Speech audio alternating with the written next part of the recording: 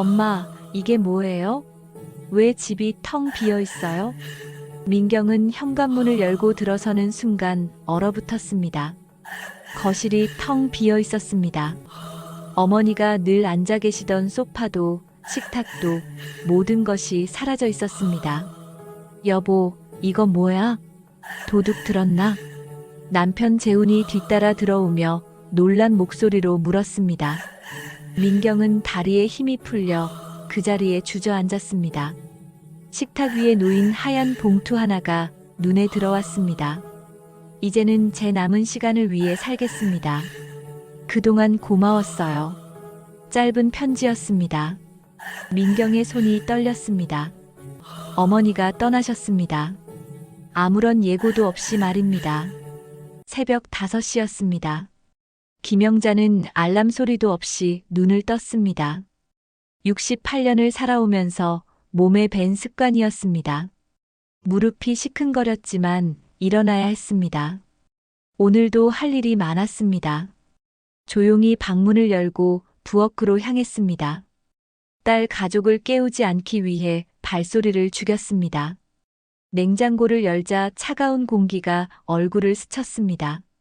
오늘은 민준이가 좋아하는 불고기 도시락을 싸야겠구나.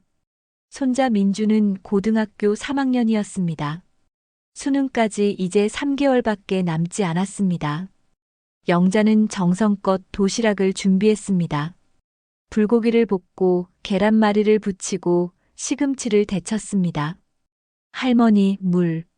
7시가 되자 민준이가 졸린 눈으로 식탁에 앉았습니다.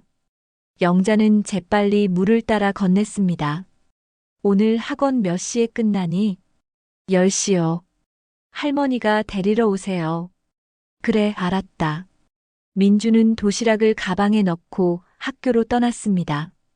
영자는 설거지를 하며 창밖을 바라봤습니다. 하늘이 참 맑았습니다. 어머니, 청소 좀 제대로 해주세요.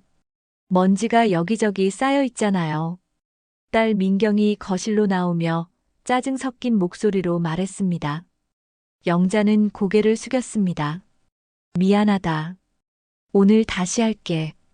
그리고 좀 조용히 움직여주세요. 아침부터 시끄러워서 잠을 못 자겠어요. 영자의 가슴이 철렁했습니다.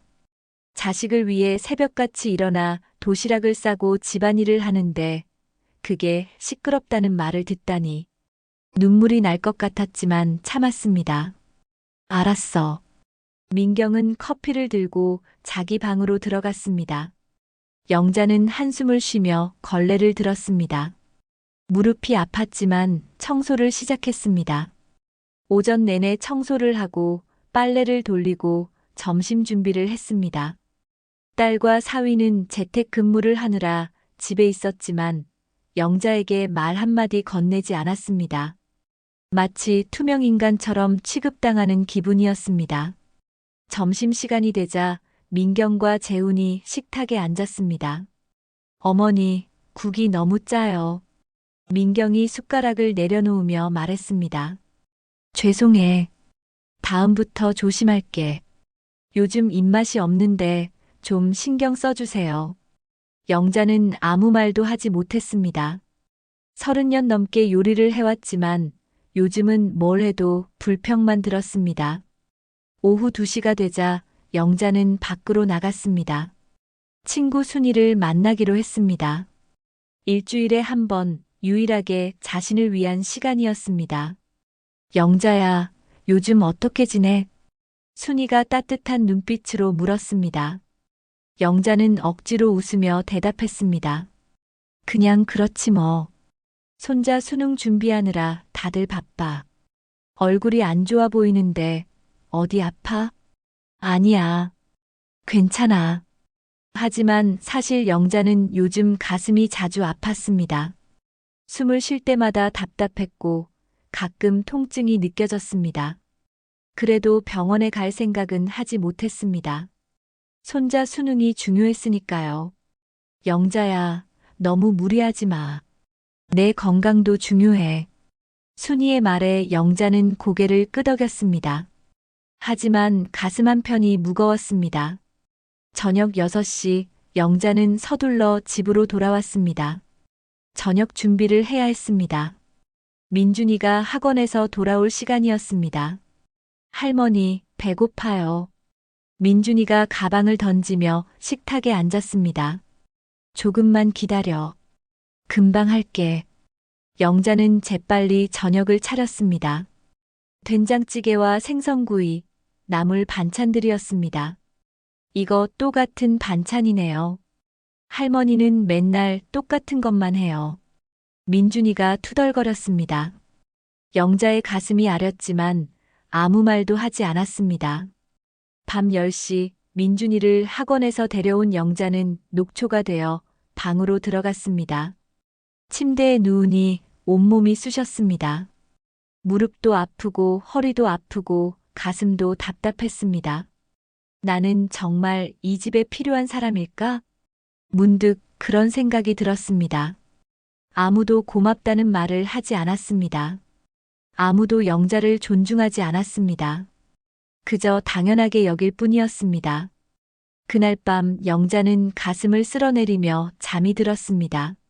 내일도 똑같은 하루가 기다리고 있었습니다.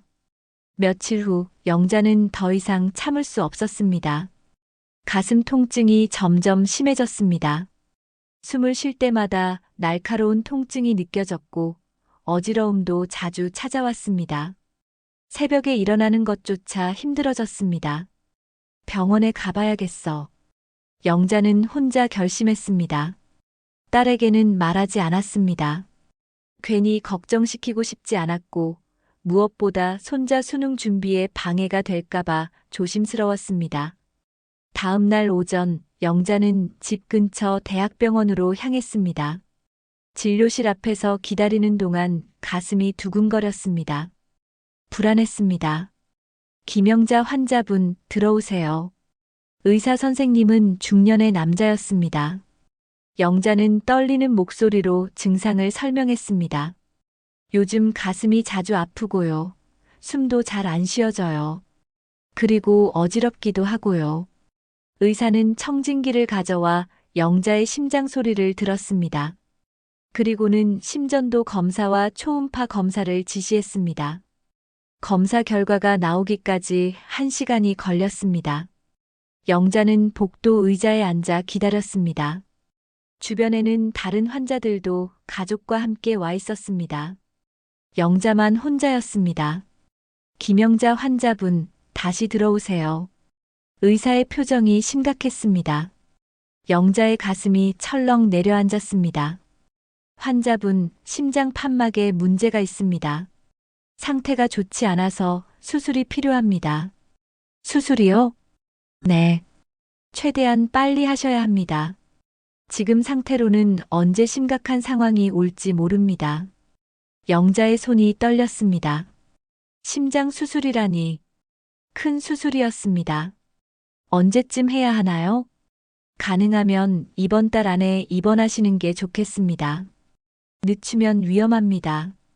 영자는 고개를 끄덕였습니다. 하지만 마음 한편으로는 걱정이 앞섰습니다. 수술을 받으면 한 달은 누워 있어야 할 텐데 그동안 민준이 도시락은 누가 싸줄까? 집안일은 누가 할까?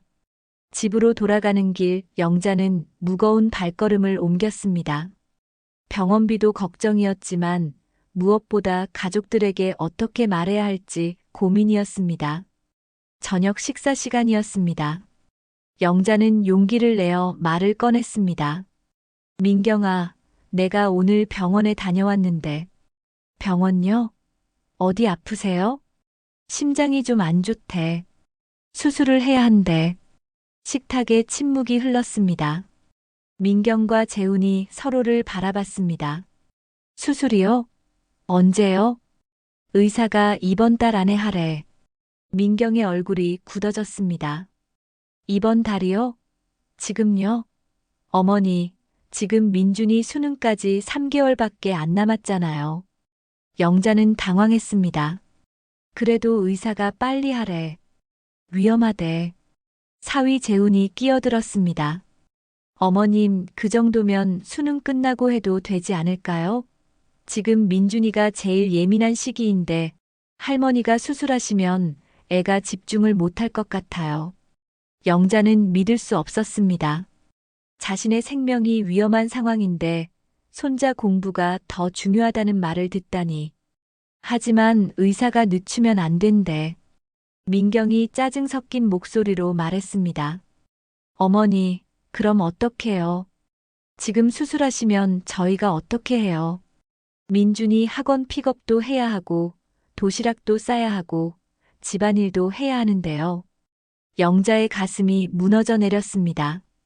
딸이 걱정하는 건 영자의 건강이 아니었습니다. 도시락이었고 학원 픽업이었고 집안일이었습니다. 그럼 나보고 어떡하란 말이니? 어머니도 민준이 수능이 얼마나 중요한지 아시잖아요. 3개월만 참으세요. 수능 끝나고 하시면 저희가 병원비도 다 드릴게요. 영자는 더 이상 말할 수 없었습니다. 목이 메었습니다. 눈물이 날 것 같았지만 참았습니다. 알았어. 그날 밤 영자는 방에 누워 천장을 바라봤습니다. 가슴이 너무 아팠습니다. 심장이 아파서가 아니라 마음이 아파서였습니다. 나는 이 집에서 정말 가족일까? 문득 그런 생각이 들었습니다. 가족이라면 건강을 걱정해야 하는 것 아닐까? 생명이 위험한데도 수능이 더 중요하다니. 영자는 서랍을 열어 통장을 꺼냈습니다. 중학교 교사로 30년을 일하고 모은 퇴직금이 들어있는 통장이었습니다. 5천만 원이 조금 넘었습니다. 이 돈으로 뭘 할 수 있을까? 혼자 생각에 잠겼습니다. 작은 집 하나 정도는 전세로 얻을 수 있을 것 같았습니다. 수술비도 충분했습니다. 영자는 통장을 다시 서랍에 넣었습니다. 아직은 아니었습니다. 조금 더 참아야 했습니다. 하지만 마음 한편에는 작은 씨앗이 싹트기 시작했습니다. 언젠가는 나도 나를 위해 살아야겠구나. 그날 밤 영자는 오랜만에 깊이 잠들지 못했습니다. 가슴 통증보다 더 아픈 것은 마음의 상처였습니다. 일주일이 지났습니다. 영자는 심장이 아픈 것을 참으며 하루하루를 버텼습니다. 약을 먹으면 조금 나아지는 것 같았지만 근본적인 해결책은 아니었습니다. 의사의 경고가 머릿속을 떠나지 않았습니다. 어느 날 저녁 민준이가 학원에서 돌아와 성적표를 식탁에 내던졌습니다. 망했어요. 완전히 망했어요. 민경이 재빨리 성적표를 집어들었습니다. 얼굴이 창백해졌습니다. 이게 뭐니? 수학이 20점이나 떨어졌잖아. 영어도 국어도 다 떨어졌고. 할머니가 자꾸 시끄럽게 해서 집중이 안 돼요. 영자는 깜짝 놀랐습니다. 내가 언제 시끄럽게 했니? 민준이가 짜증을 냈습니다. 새벽부터 부엌에서 이것저것 하시잖아요. 그 소리 때문에 잠을 설치고요. 그리고 청소할 때도 너무 시끄러워요. 영자의 가슴이 답답했습니다. 손자를 위해 도시락을 싸고 집안일을 하는데 그게 방해가 된다니. 민경이 영자를 똑바로 쳐다봤습니다. 어머니, 좀 조심해 주세요. 지금 민준이한테 제일 중요한 게 수능이잖아요. 미안해. 조심할게. 그날부터 영자는 더욱 조심스러워졌습니다. 새벽에 일어나서도 숨을 죽이며 움직였고 청소할 때도 최대한 소리가 나지 않도록 신경 썼습니다. 하지만 그럴수록 몸은 더 힘들었습니다. 며칠 후 영자는 친구 순이를 만나러 나가려고 했습니다. 현관에서 신발을 신는데 민경이 나왔습니다. 어머니, 어디 가세요? 순이 만나러 잠깐 나갔다 올게. 요즘 자주 나가시네요. 집에 계셔야죠. 영자는 당황했습니다. 일주일에 한 번인데 그게 자주라고? 어머니, 지금 민준이 수능 때문에 저희가 얼마나 예민한지 아시잖아요. 집 비우시면 곤란해요. 잠깐만 나갔다 올게. 민경의 얼굴이 굳어졌습니다. 어머니가 나가시면 민준이 간식도 챙겨줘야 하고 저녁 준비도 해야 하잖아요. 저희도 일하면서 힘든데 좀 배려해 주세요. 영자는 할 말을 잃었습니다. 자신의 유일한 외출마저 통제당하고 있었습니다. 알았어. 순이에게 전화를 걸어 약속을 취소했습니다. 순이는 걱정스러운 목소리로 물었습니다. 영자야, 괜찮아? 무슨 일 있어? 괜찮아. 다음에 보자. 전화를 끊고 나니 눈물이 났습니다. 68년을 살면서 이렇게 갇혀 지낸 적이 없었습니다. 그날 밤 영자는 일찍 방으로 들어갔습니다. 몸도 마음도 지쳤습니다. 침대에 누워 잠들려고 하는데 거실에서 목소리가 들려왔습니다. 민경과 재훈의 대화였습니다. 여보, 어머니 때문에 우리 생활이 너무 제약받는 것 같아요. 영자는 귀를 기울였습니다. 그러게. 친구들도 마음대로 못 부르겠고, 우리끼리 외식도 눈치 보이고, 그리고 어머니가 자꾸 간섭하시잖아요. 민준이한테도 저한테도. 간섭. 그 단어가 영자의 가슴을 찔렀습니다. 손자를 챙기고 딸을 걱정하는 게 간섭이었습니까? 좀 그렇긴 하지. 그럼 어떻게 하지? 민경의 목소리가 낮아졌습니다. 솔직히 어머니 없으면 우리가 훨씬 자유로울 텐데요. 요양원은 어떨까요? 요즘 좋은 곳 많다던데. 영자의 심장이 멎는 것 같았습니다. 요양원. 딸이 자신을 요양원에 보내려고 한다니. 그건 좀 그렇지 않나. 어머니가 아프신 것도 아니고. 지금은 아니어도 나중에는 그럴 수도 있잖아요. 미리 알아보는 게 어때요? 글쎄, 생각해보자. 영자는 이불을 꽉 움켜쥐었습니다. 눈물이 주르륵 흘러내렸습니다. 20년 넘게 이 가족을 위해 살았는데 결국 자신은 짐이었습니다. 자유를 방해하는 존재였습니다. 다음 날 아침 영자는 평소처럼 일어났습니다. 하지만 무언가 달라져 있었습니다. 마음속에 작은 불씨가 타오르기 시작했습니다. 신문을 펼치다가 부동산 광고가 눈에 들어왔습니다. 작은 원룸들이었습니다. 전세 2천만 원에서 3천만 원 정도였습니다. 영자는 그 광고를 오래 바라봤습니다.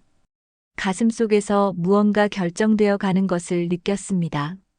나도 이제 내 삶을 살아야겠어. 더 이상 참을 수 없었습니다. 건강도 자유도 존중도 없는 삶. 그건 삶이 아니었습니다.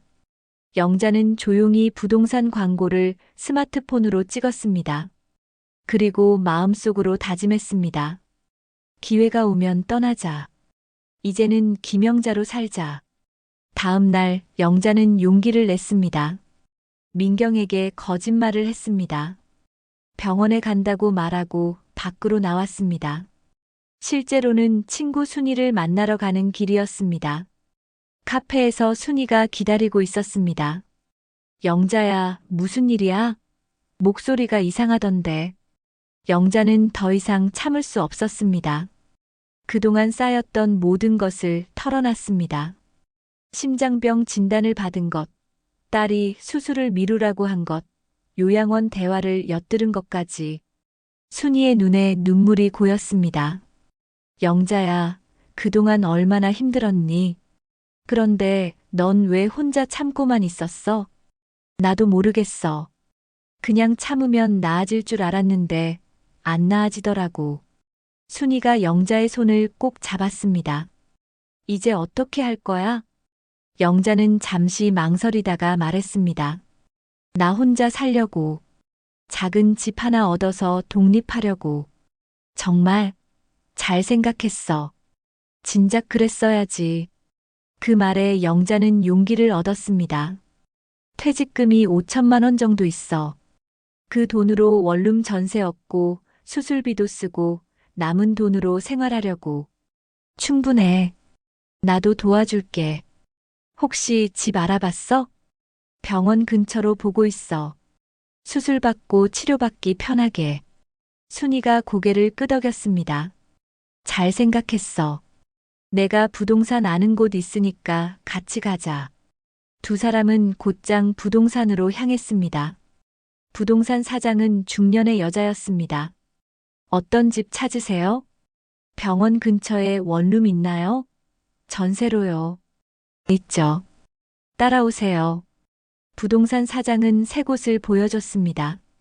첫 번째 집은 너무 좁았고, 두 번째는 너무 비쌌습니다. 세 번째 집이 딱 맞았습니다.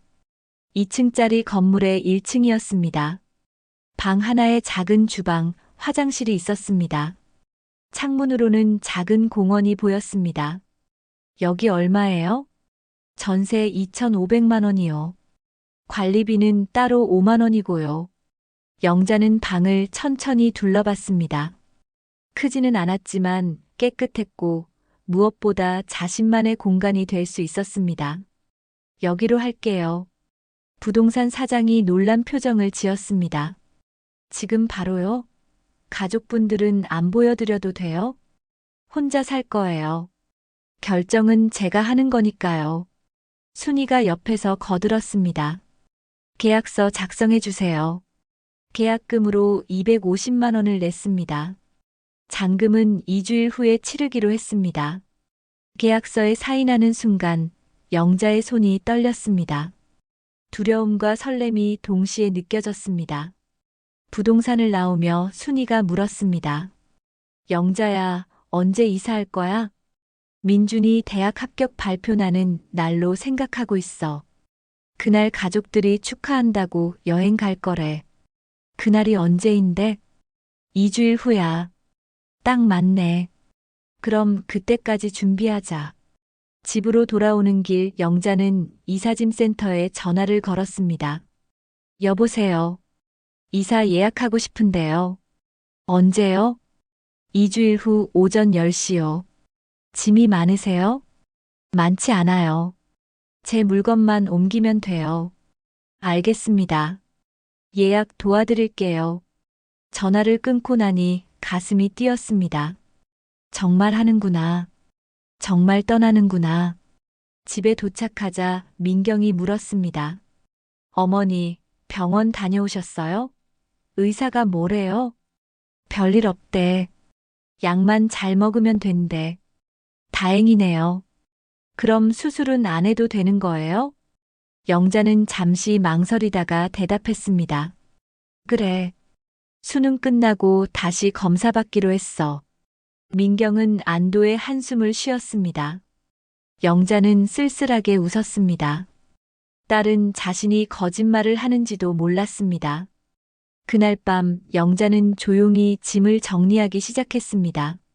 옷가지, 책, 사진 몇 장. 가져갈 것이 많지 않았습니다.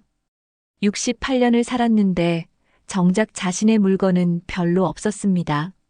서랍 깊숙이 있던 오래된 사진첩을 꺼냈습니다. 젊은 시절의 사진, 민경이 어렸을 때 사진들이 있었습니다. 그때는 행복했습니다. 딸과 함께 웃으며 사진을 찍었습니다. 언제부터 이렇게 된 걸까? 사진을 보다가 눈물이 났습니다. 하지만 후회하지 않았습니다. 이제는 자신을 위해 살아야 했습니다. 편지를 쓰기 시작했습니다. 떠날 때 남길 편지였습니다. 무슨 말을 써야 할지 고민했지만 결국 짧게 마무리했습니다. 이제는 제 남은 시간을 위해 살겠습니다. 그동안 고마웠어요. 단 2줄이었습니다. 하지만 그 안에는 20년의 세월이 담겨 있었습니다. 영자는 편지를 봉투에 넣고 서랍에 넣어뒀습니다. 2주일 후, 그날 식탁 위에 놓을 편지였습니다. 드디어 그날이 왔습니다. 2주일이 어떻게 지나갔는지 모를 정도로 빨랐습니다. 영자는 평소처럼 새벽 5시에 일어났습니다. 하지만 오늘은 달랐습니다. 이 집에서의 마지막 아침이었습니다. 조용히 부엌으로 나가 커피를 끓였습니다. 창밖을 바라보며 지난 20년을 떠올렸습니다. 이 집에서 웃기도 하고 울기도 했습니다. 하지만 이제는 떠나야 할 때였습니다. 오전 9시 거실이 소란스러워졌습니다. 합격이다. 민준이가 합격했어. 민경이 소리쳤습니다. 손자 민준이 원하던 대학에 합격한 것입니다. 정말요? 엄마, 정말이에요? 민준이 스마트폰을 들고 뛰어나왔습니다. 얼굴이 환하게 빛났습니다. 할머니, 저 합격했어요. 영자는 미소를 지었습니다. 축하한다, 민준아. 정말 잘했구나. 하지만 가슴 한편이 씁쓸했습니다. 이 기쁜 순간에도 곧 떠나야 한다는 사실이 무겁게 다가왔습니다. 민경과 재훈이 흥분된 목소리로 이야기했습니다. 여보, 우리 부산으로 여행 가요. 축하 겸해서 2박 3일로요. 좋지. 오늘 당장 떠나자. 민준이도 신이 났습니다. 좋아요. 바다 보고 싶었어요. 영자는 조용히 서 있었습니다. 아무도 자신에게 묻지 않았습니다. 민경이 짐을 싸다가 말했습니다. 어머니, 저희 오늘 부산 가요.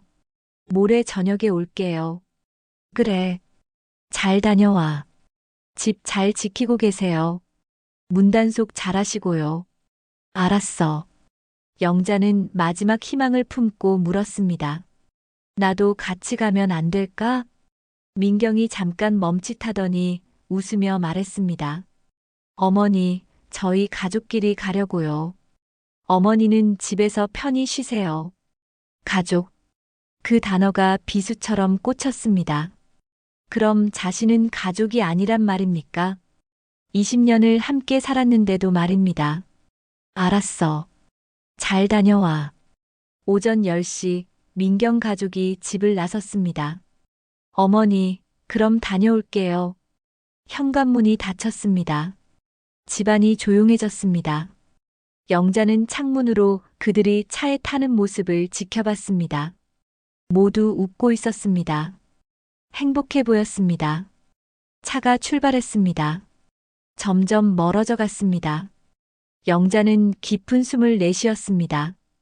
이제 시작이야. 곧바로 순이에게 전화를 걸었습니다. 순이야, 출발했어. 이제 올라와도 돼. 알았어. 금방 갈게. 30분 후 이사짐 센터 트럭이 도착했습니다. 순이도 함께 왔습니다. 영자야, 준비됐어? 응. 다 준비했어. 이사 아저씨들이 영자의 짐을 날랐습니다. 옷가지 몇 박스, 책, 이불, 작은 가구 몇 개. 생각보다 적었습니다. 할머니, 짐이 정말 적으시네요. 오래 살았는데 별로 없더라고요. 영자는 마지막으로 집안을 둘러봤습니다. 거실, 부엌, 자신이 살던 작은 방. 추억이 가득한 공간이었지만 이제는 떠나야 했습니다. 식탁 위에 편지를 놓았습니다. 하얀 봉투 하나. 그 안에는 짧은 글이 적혀 있었습니다. 이제는 제 남은 시간을 위해 살겠습니다. 그동안 고마웠어요. 영자는 편지를 쓰다듬었습니다. 마지막 인사였습니다. 순이가 어깨를 감싸 안았습니다. 영자야, 괜찮아? 응. 이제 괜찮아. 현관문을 나서는 순간 뒤돌아보지 않았습니다. 과거는 과거로 남겨두기로 했습니다. 트럭을 타고 새 집으로 향했습니다. 창밖으로 익숙한 거리가 지나갔습니다. 50분쯤 지나자 병원 근처에 도착했습니다. 새 집은 작았지만 아늑했습니다. 짐을 풀며 영자는 처음으로 자유를 느꼈습니다. 드디어 내 공간이구나. 순이가 냉장고에 음식을 넣어주었습니다. 당분간은 이걸로 먹어. 나중에 같이 장 보러 가자. 고마워, 순이야.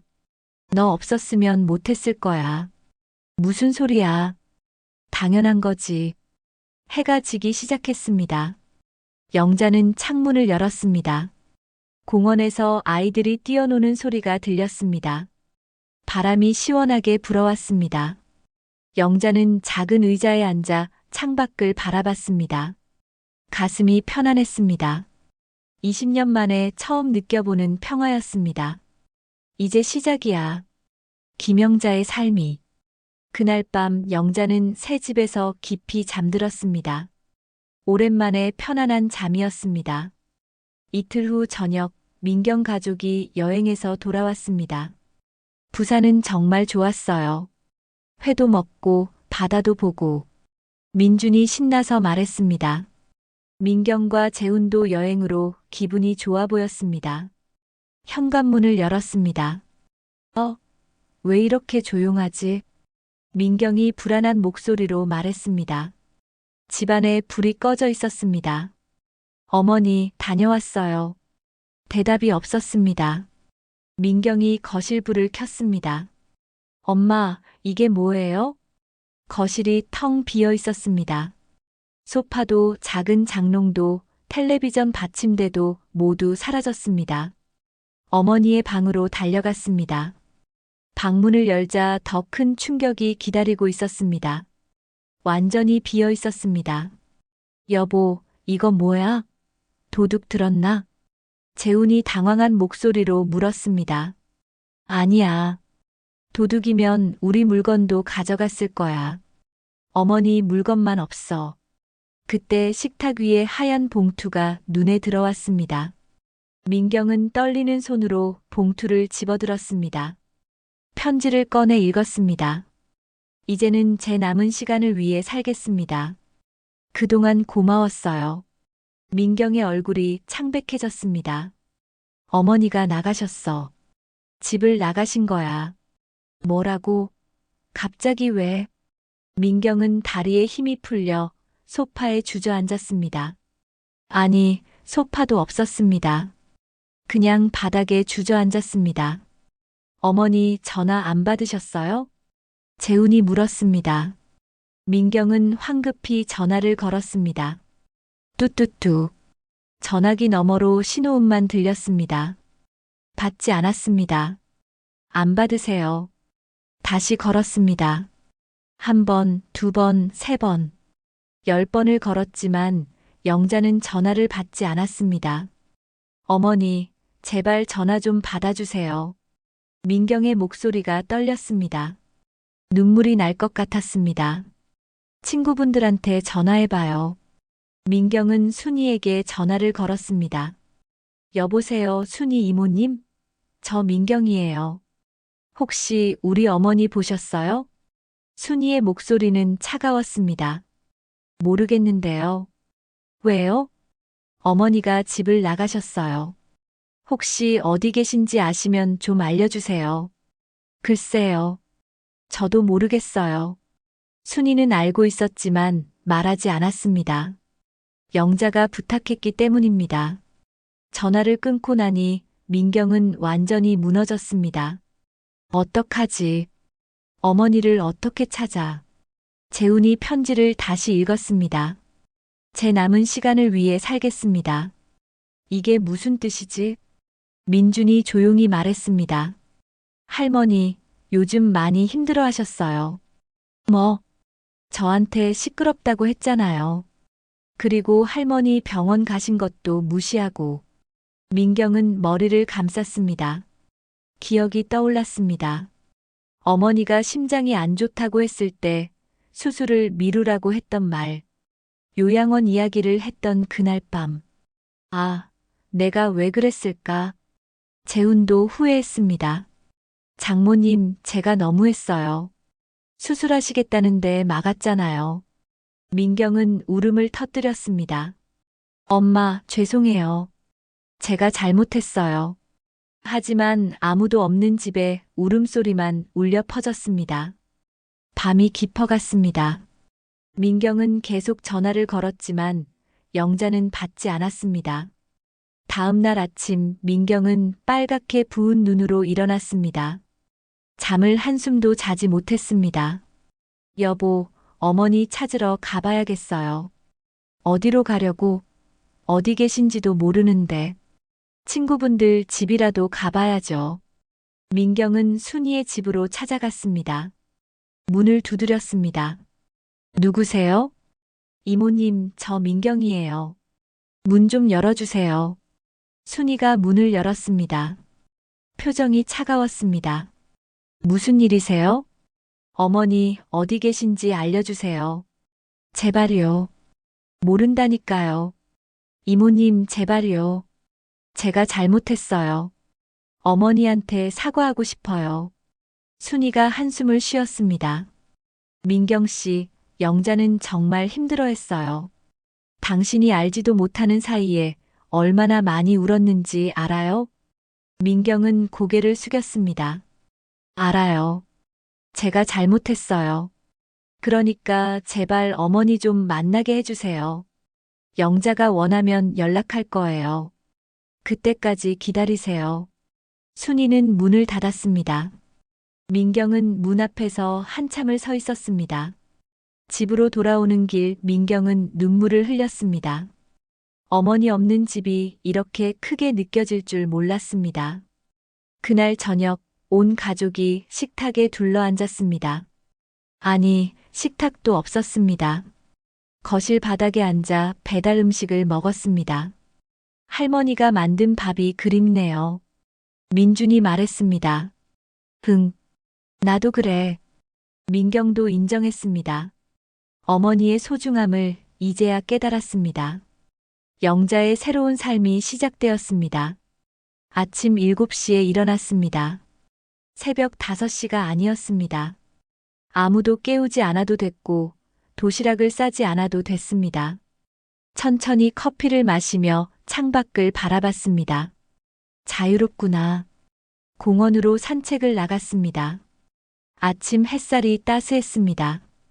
벤치에 앉아 있는 할머니 두 분이 보였습니다. 새로 오신 분이시죠? 저번에 봤어요. 한 할머니가 말을 걸었습니다. 네. 일주일 전에 이사 왔어요. 혼자 사세요? 네. 혼자가 편해서요. 두 할머니가 고개를 끄덕였습니다. 저희도 혼자 살아요. 여기 혼자 사는 할머니들 많아요. 외롭지 않으세요? 처음엔 그랬는데 지금은 괜찮아요. 오히려 자유로워서 좋아요. 영자도 공감했습니다. 저도 그래요. 지금이 제일 편해요. 그렇게 영자는 이웃 할머니들과 친해졌습니다. 매일 아침 공원에서 만나 이야기를 나눴습니다. 일주일 후 영자는 병원에 갔습니다. 의사 선생님을 만나 말했습니다. 수술 받으려고 왔어요. 의사가 놀란 표정을 지었습니다. 저번에는 미루신다고 하셨잖아요. 상황이 바뀌었어요. 이제 저를 위해 살기로 했거든요. 의사가 미소를 지었습니다. 잘 결심하셨어요. 다음 주 월요일에 입원하세요. 영자는 고개를 끄덕였습니다. 이번엔 혼자가 아니었습니다. 순이가 함께 있었습니다. 입원 날 순이가 병원까지 따라왔습니다. 영자야, 무서워? 아니, 오히려 속이 시원해. 왜? 이제 정말 내 인생을 사는 것 같아서. 순이가 손을 꼭 잡아줬습니다. 잘 될 거야. 걱정하지 마. 수술은 5시간이 걸렸습니다. 순이는 수술실 밖에서 기다렸습니다. 수술이 끝나고 영자가 회복실로 옮겨졌습니다. 눈을 떴을 때 순이가 옆에 있었습니다. 영자야, 수술 잘 끝났어. 영자는 미소를 지었습니다. 가슴이 아팠지만 마음은 편안했습니다. 입원 기간 동안 민경에게서 수십 통의 전화와 문자가 왔습니다. 어머니, 어디 계세요? 제발 연락 좀 주세요. 엄마, 죄송해요. 한 번만 만나주세요. 어머니, 저 민경이에요. 정말 걱정돼요. 영자는 읽었지만 답장하지 않았습니다. 아직은 아니었습니다. 2주일 후 영자는 퇴원했습니다. 의사가 말했습니다. 수술 잘 되셨어요. 한 달 정도 안정을 취하시고 가벼운 산책부터 시작하세요. 감사합니다, 선생님. 집으로 돌아왔습니다. 순이가 미역국을 끓여놨습니다. 영자야, 이거 먹고 기운 차려. 고마워. 너 없었으면 어떡할 뻔했니? 무슨 소리야. 당연한 거지. 회복하는 동안 영자는 조용히 생각했습니다. 앞으로 어떻게 살아갈지, 딸과는 어떤 관계를 만들어갈지. 한 달이 지났습니다. 영자는 완전히 회복했습니다. 공원 산책도 다시 시작했고, 이웃 할머니들과 차도 마셨습니다. 병원 근처 노인복지관에서 봉사활동도 신청했습니다. 어느 날 저녁 민경에게서 또 문자가 왔습니다. 어머니, 저 민경이에요. 정말 죄송해요. 한 번만 만나주실 수 없을까요? 할 말이 있어요. 영자는 오래 생각했습니다. 그리고 짧게 답장을 보냈습니다. 다음 주 토요일 오후 2시, 중앙공원 분수대 앞. 민경에게서 즉시 답장이 왔습니다. 네, 어머니. 꼭 갈게요. 감사합니다. 영자는 스마트폰을 내려놨습니다. 가슴이 두근거렸습니다. 떨림이 아니라 설렘이었습니다. 순이에게 전화를 걸었습니다. 순이야, 나 민경이 만나기로 했어. 정말? 잘 생각했어. 근데 떨려. 괜찮아. 넌 이제 달라졌잖아. 당당하게 말해. 응, 그래야지. 토요일이 왔습니다. 영자는 깨끗한 옷을 입고 공원으로 향했습니다. 분수대 앞에 민경이 서 있었습니다. 얼굴이 많이 상해 보였습니다. 살도 빠지고 눈 밑에 다크서클이 있었습니다. 어머니, 민경이 눈물을 글썽이며 다가왔습니다. 영자는 담담하게 서 있었습니다. 벤치에 앉을까? 두 사람은 벤치에 앉았습니다. 침묵이 흘렀습니다. 민경이 먼저 입을 열었습니다. 어머니, 정말 죄송해요. 제가 너무 못됐어요. 영자는 아무 말도 하지 않았습니다. 어머니가 아프신데도 수능만 생각했어요. 요양원 이야기도 했고요. 정말 잘못했어요. 민경이 울음을 터뜨렸습니다. 다시 집으로 돌아오시면 안 될까요? 제가 잘할게요. 정말 잘할게요. 영자는 고개를 저었습니다. 민경아, 나는 돌아갈 생각 없어. 민경의 얼굴이 절망에 빠졌습니다. 하지만 영자는 부드럽게 말을 이었습니다. 대신 우리 새로운 관계를 만들자. 엄마와 딸로서 말이야. 새로운 관계를 만들자고요? 민경이 눈물을 닦으며 물었습니다. 그래. 예전처럼 함께 살 수는 없어. 하지만 엄마와 딸로 만날 수는 있지. 어떻게요? 영자는 잠시 생각하더니 말했습니다. 한 달에 한 번씩 만나자. 밥도 먹고 이야기도 하고. 하지만 서로 간섭은 하지 말자.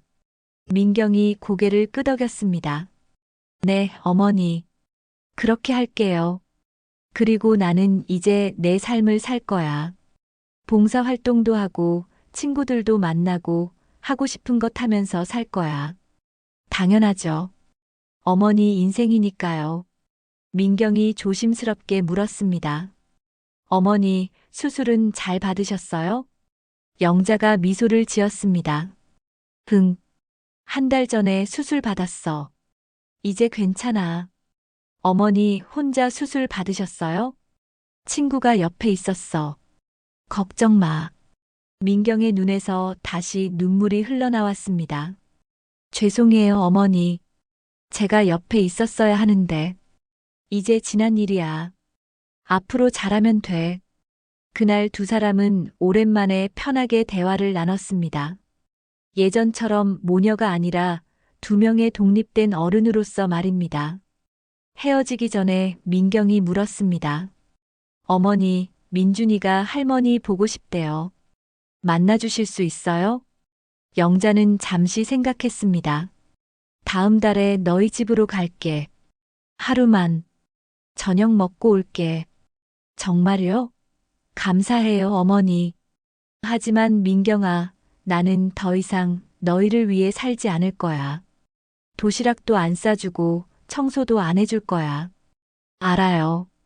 저희가 알아서 할게요. 영자는 고개를 끄덕였습니다. 집으로 돌아오는 길 영자는 가벼운 발걸음을 걸었습니다. 가슴이 따뜻했습니다. 한 달 후 영자는 약속대로 민경의 집을 방문했습니다. 할머니, 민준이가 반갑게 달려왔습니다. 영자를 꼭 안았습니다. 민준아, 많이 컸구나. 할머니, 보고 싶었어요. 죄송해요. 제가 시끄럽다고 해서. 괜찮아. 할머니도 너를 위한 거였으니까. 저녁 식사 자리였습니다. 민경이 직접 요리를 했습니다. 서툴렀지만 정성이 느껴졌습니다. 어머니, 많이 드세요. 맛있구나. 식사 후 영자는 일찍 일어났습니다. 벌써 가세요? 응. 내일 봉사활동 있어서. 어머니, 요즘 뭐 하세요? 노인복지관에서 봉사하고 친구들도 만나고 공원도 산책하고 바쁘게 살아. 민경이 미소를 지었습니다. 좋아 보이세요, 어머니. 그래. 지금이 제일 좋아. 현관에서 신발을 신는데 민경이 조용히 말했습니다. 어머니, 사랑해요. 영자는 잠시 멈칫했습니다. 오랜만에 듣는 말이었습니다. 나도 사랑한다, 민경아. 하지만 영자는 뒤돌아보지 않고 나왔습니다. 사랑하지만 의존하지 않기로 했습니다. 그로부터 6개월이 지났습니다. 영자의 삶은 완전히 달라져 있었습니다. 매일 아침 공원을 산책하고 노인복지관에서 다른 어르신들을 도왔습니다. 이웃 할머니들과는 매주 차를 마셨고 순이와는 여행도 다녀왔습니다.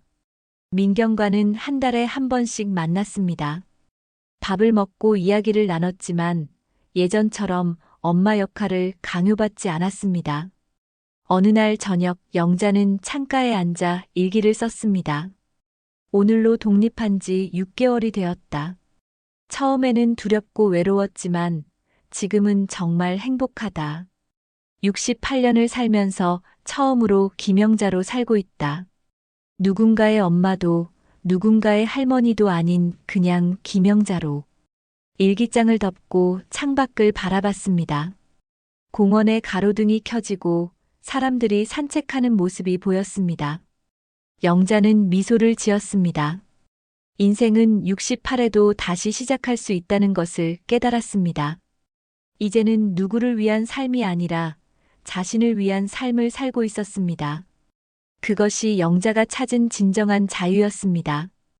여러분, 김영자의 이야기 어떠셨나요? 68년을 누군가를 위해 살아온 한 여자가 마침내 자신의 삶을 찾아간 이야기였습니다. 많은 분들이 영자처럼 살고 계실 겁니다. 가족을 위해 자신을 희생하고 존중받지 못하면서도 참고 견디는 삶 말입니다. 하지만 기억하세요. 인생은 언제든 다시 시작할 수 있습니다. 68에도 70에도 80에도 말입니다. 자신을 존중하지 않는 사람들과 함께 있을 필요는 없습니다. 용기를 내서 자신만의 삶을 선택할 수 있습니다. 영자처럼 완전히 독립할 수도 있고 아니면 관계 안에서 경계를 분명히 할 수도 있습니다. 중요한 건 자신을 먼저 생각하는 것입니다. 여러분도 오늘부터 자신에게 물어보세요. 나는 지금 행복한가? 나는 존중받고 있는가? 나는 내 인생을 살고 있는가? 만약 대답이 아니오라면 용기를 내세요. 변화는 생각보다 가까이에 있습니다. 오늘 이야기가 누군가에게 작은 용기가 되었기를 바랍니다. 다음 이야기에서 또 만나요. 여러분 모두 행복하세요.